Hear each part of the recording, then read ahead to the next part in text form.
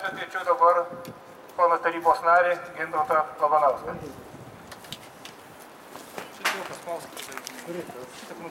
Visiems užgesa. Sveiki, mėly kolegos.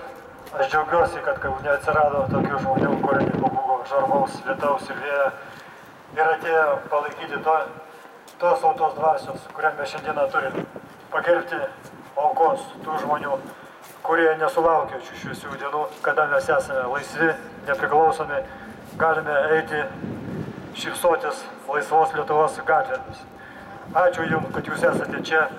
Ačiū Jums, kad Jūs atsimenate tuos, kurie nesulaukia šių dienų, tie, kurie žuvo už Lietuvos laisvę.